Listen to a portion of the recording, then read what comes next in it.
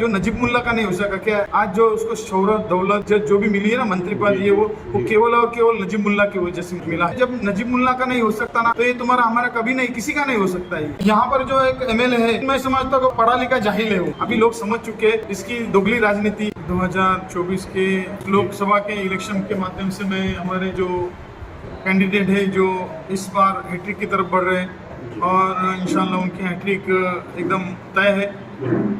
और कुछ लोगों के अभी बीच में जब मुमरा का उन्होंने दौरा किया था, इलेक्शन है, कोई भी कैंडिडेट कहीं भी अपने कॉन्स्टिट्यूंसी में जाके प्रचार के लिए जा सकता है, अपने लोगों को मिलने के लिए जा सकता है। तो यहाँ पर जो 15 साल पहले एक झूठा आदमी आया था, झूठा, उसके पेट में इतना दर्द होने लग गया कि उसका कोई हिसाब नहीं है। अभी क्या है कि 15 साल में इसने राज्य शासन के माध्यम से या कुछ भी ऐसा कभी काम किया नहीं है।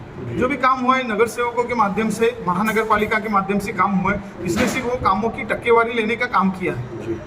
और यहाँ पर जो जातिवाद फैला के वोट मांगने का, अभी 2009 में मेरे सामने जब मैं उनके सामने लड़ा था, तो जब उसने बोला था कि शिवसेना जातिवादी पार्टी है, अरे ठीक है, शिवसेना जातिवादी पार्टी है, अपना उनका एक आइडल है, वो हिसाब से वो अपना ये करते हैं, प्रचार करते हैं, वो सब करते हैं। लेकिन जब 2019 में जब मंत्री पद की बात आई तो तभी तेरे को शिवसेना जातिवादी नहीं दिखी।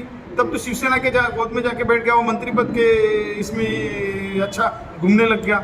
तो ये सब चीज़ें है ना, ये सब लोगों को वर्गलाने की बात है। अभी लोग समझ चुके हैं इसकी दोगली राजनीति। कलवा में जाएगा तो वहाँ पर टीका लगा के घूमेगा और मुमरा में आएगा तो टीका पोंछ के आएगा। तो ये सब जो है ना, राजन किने नहीं करता। ये राजन किने इधर टीका लगाता है तो वहाँ भी जाके टोपी पहनता है तो पहनता है। ये ऐसा नहीं है कि वहाँ जाके फिर ये करता है। तो ये सब मुमरा के लोग अभी समझ चुके हैं और कलवा के भी लोग समझ चुके हैं कि ये जो है ना, ये किसी का नहीं है। मैं समझता हूँ कि ये जो नजीब मुल्ला का नहीं हो सका क्या?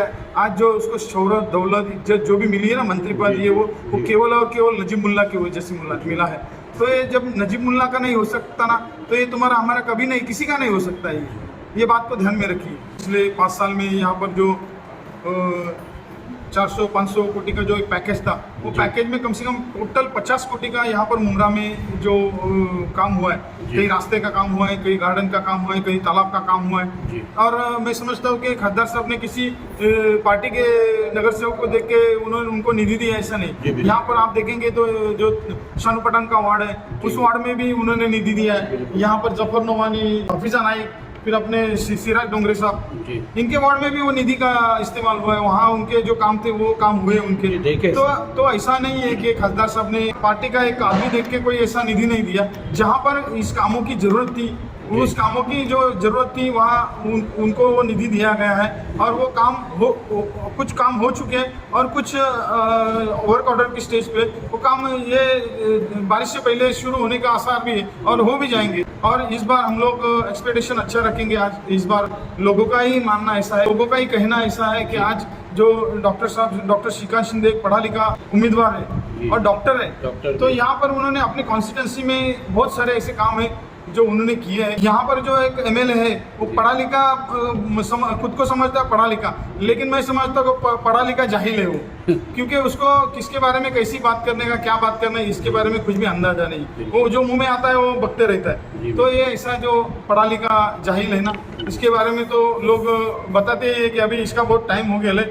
ये इन लोग जातिवाद की बात जब करते हैं ना, तो ये शिंदे फैमिली है ना, जो अभी एकनाथ शिंदे साहब जो सीएम है, उन्होंने कभी जातिवाद की बात नहीं किया। अगर उनको जातिवाद की बात करने का तो थाना में जो कब्रिस्तान दिया वो कभी कब्रिस्तान नहीं देते थे, बराबर। और मुमरा में जो कब्रिस्तान मैं बोलता हूँ कि मैंने 3 कब्रिस्तान दिया, 2 बोरी समाज की कब्रिस्तान और एक शिया समाज का कब्रिस्तान। और जब शिया समाज का कब्रिस्तान का काम चालू था और वहाँ पर जब दीवार का काम चालू था, रिटेनिंग वॉल का काम चालू था, तब ये आमदार ने वो रिटेनिंग वॉल का काम तोड़ने को लगाया था। बाकायदा कॉर्पोरेशन के जो अधिकारी थी, उन अधिकारी लोग को भेज के वहाँ पर उन्होंने वो काम तोड़ा था दीवार का।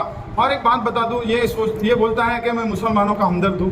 ठीक है, अगर मुसलमानों का हमदर्द है तो ये पिछले जो 4-6 महीने में एक बिल्डिंग थी, वहाँ पर कोई प्रस्ताव नहीं, कोई रोड नहीं है, कोई कुछ भी नहीं था। लेकिन वो वहाँ पर जो 2-4 हमारे मुमरा के नौजवान बिल्डिंग बना रहे थे या जो भी कुछ कर रहे थे, वो बिल्डिंग बाकायदा उसने वो म्यूनसिपैलिटी के इतिहास की वो एक बात है महापालिका के इतिहास की बात है कि रात को शाम को 6 बजे जो कार्रवाई शुरू होती है, सुबह में 8 बजे तक कार्रवाई चलती है। तो ये इतना इसके दिल में जहर भरेला रहता है। जो वो बिल्डिंग तोड़ा गया तो इसकी क्या जरूरत थी वो बिल्डिंग तोड़ने की? वहाँ पर कोई रोड का प्रस्ताव नहीं है। अगर रोड का प्रस्ताव था तो अभी वो बिल्डिंग तोड़ने के बाद इतना टाइम हो गया, अभी क्यों नहीं वहाँ पर अभी रोड बनाया गया या अभी कुछ भी आगे बढ़ा नहीं है? तो ये सिर्फ ऐसा नहीं है, ये दोगली राजनीति करता है, ये सिर्फ अपने मफाद की राजनीति करता है, ये किसी का नहीं है। ठीक है, अभी इसने 15 साल राज किया है। हमारे न्यूज चैनल्स को सब्सक्राइब करें, लाइक करें, कमेंट्स करें, शेयर करें और घंटी का बटन प्रेस करें ताकि आने वाली हर वीडियो और अपडेट्स की नोटिफिकेशन आप सभी को मिलती रहे। जय हिंद, जय महाराष्ट्र।